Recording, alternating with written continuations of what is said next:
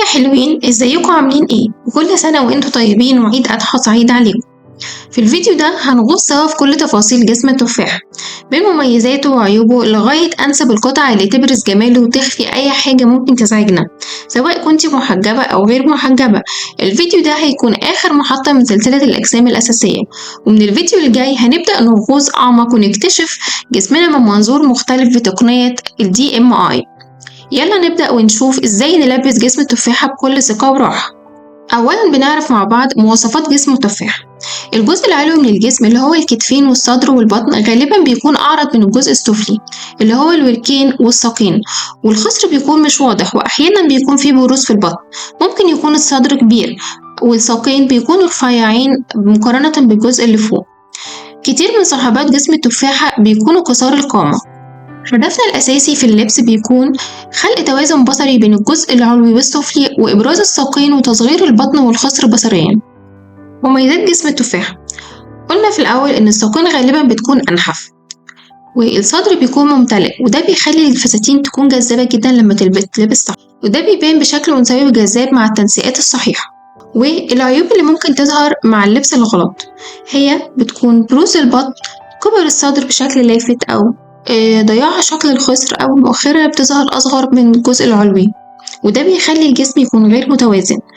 ولو كنت قصيرة ممكن تظهري أقصر بسبب تركيز العرض في الجزء العلوي، وهنتكلم عن كل التفاصيل دي بالتفصيل بعد ما نعرف ايه هو اللبس المناسب وايه الحاجات اللي تتجنبيها لو جسمك تفاح. فتابعي الفيديو للآخر علشان تعرفي كل التفاصيل المهمة. ويلا نبدأ مع اللبس المناسب بالتفصيل. أولا البلوزات أو التوبات، فبنستعمل ياقة في علشان بتساعد في تصغير منطقة الصدر والبطن بصريا، وبنستعمل القصات الراب والتوبات الطويلة اللي بتغطي البطن وتنزل بشكل انسيابي، وكمان الأكمام تكون 3/4 أو أكمام بتفاصيل ناعمة تلفت النظر بعيد عن البطن. وللمحجبات استخدمي تونيكات بفتحات جانبية وخامات خفيفة ما تكونش سميكة، وياقات الفي تحت الحجاب. وممكن نستعمل لايرنج، يعني ممكن تلبسي فوق التوب اللي لابساه الجاكيت خفيف أو كيمونو خفيف. وتجنبي التوبات القصيرة أو المنفوشة فوق البطن، وتجنبي كمان البلوزات القصيرة اللي بتقف عند البطن، والأقمشة اللي بتكون فيها لمعة أو اللي فيها زخرفة كتير من فوق. وكمان نبعد عن الأكمام المنتفخة لو الكتف واسع. وبالنسبة للفساتين نختار فساتين الاي لاين أو الامباير ويست أو الراب، والطول المناسب لو كنت غير محجبة فوق الركبة أو ميدي.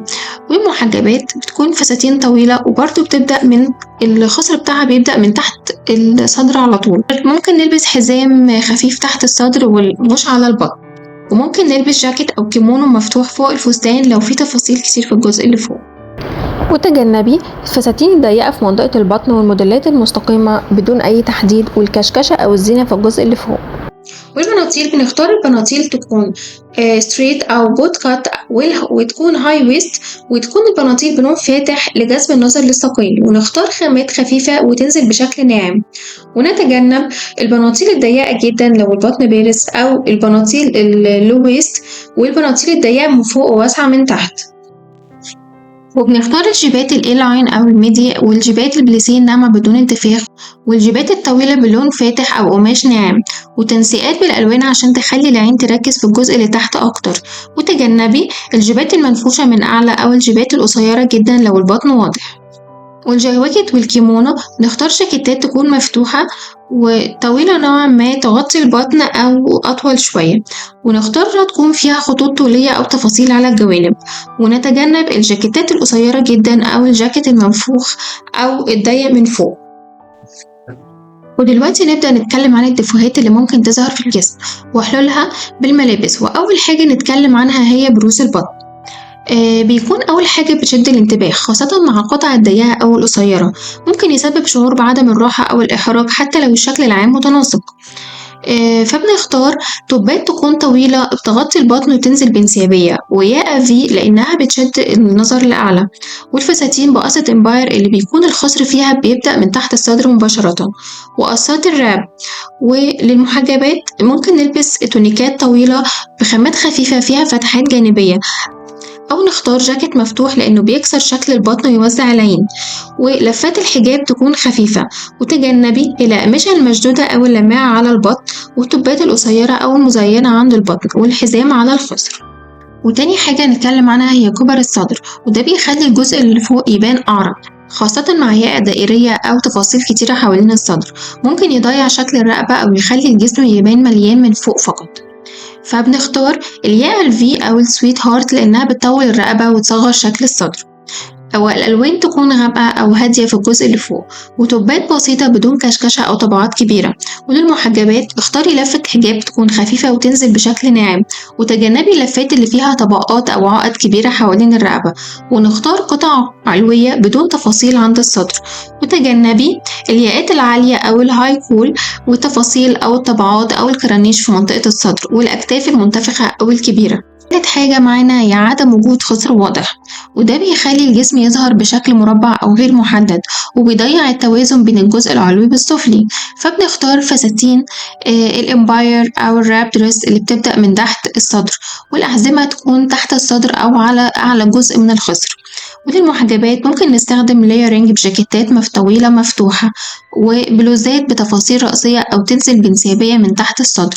ونتجنب القصات الستريت بدون تفاصيل أو الأحزمة العريضة عند منطقة البطن. والمؤخرة بتظهر أوقات أصغر أو تكون غير بارزة، وده بيزيد من شكل الجزء اللي فوق إنه يبان تقيل أكتر أو يبان أكبر حجما من الجزء اللي تحت، ويخلي الجسم مش متوازن، وبيخلي التركيز على الجزء اللي فوق بس. فبنختار بناطيل أو جيبات بلون فاتح، والجيبات قصة اي لاين أو فيها طبقات خفيفة، ونستخدم نقشات أو خطوط أفقية في الجزء اللي تحت.